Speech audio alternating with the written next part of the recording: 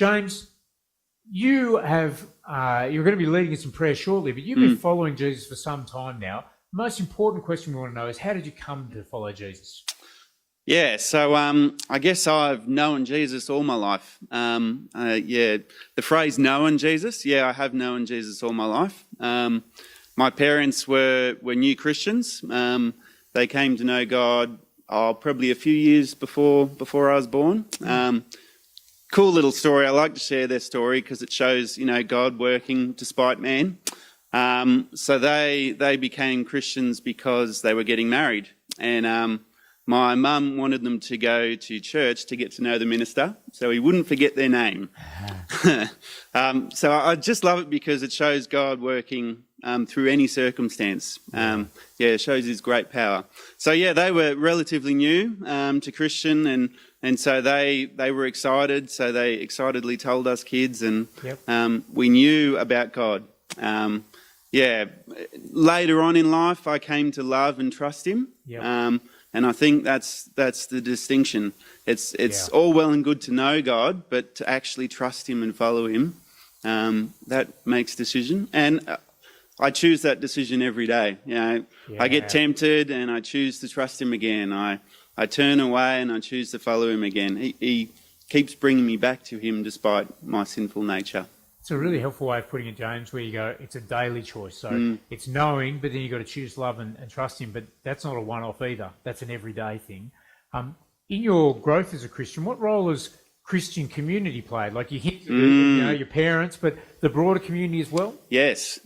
So I actually grew up in a Christian campsite, CMS in Katoomba. So I got a lot of Christian community. And that's actually part of why I decided to become a Christian, why I decided to follow God. I could see the groups of churches come in and leave, and they interacted well, they loved each other. They just had God's joy about them. And I could see the difference between them and others that didn't have Jesus. And so I decided to follow God because of them, and I still do. I come to church and I feel blessed by the people around us. I get tired and sometimes just think, why am I doing this day in, day out? And coming to church is refreshing. It's encouraging. I'm one of those people with the lockdown. I'm missing church. As much as I love the online content, and we've been able to have people over, social distance still, but it's good, encouraging, but it's not the same for me. I'm really missing that weekly refresh, the restart, get back to the humdrum of work, new and fresh, with new inspiration from good word too. Great teaching, all of those things. I've got a final question for you, James. We had the blessing of your guys, James and Callie, reading the Bible to us.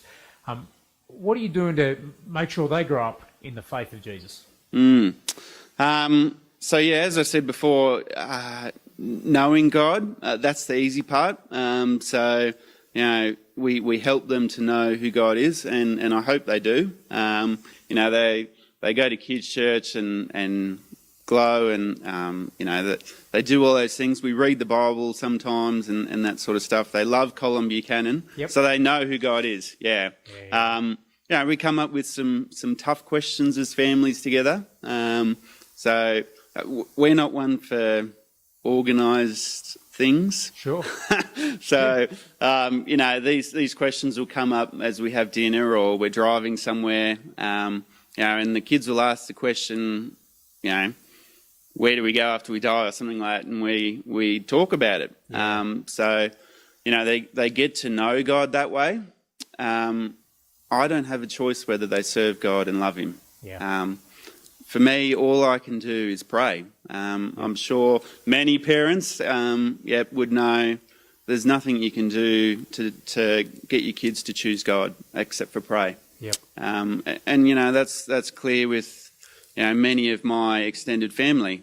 They've had very similar upbringing to us. They know who God is. They don't love him. They don't choose to trust him, and they don't choose to serve him. And that's a great loss. And all we can do is pray. Encourage them, but that's not going to turn them to God. Only God can choose His people. Yeah.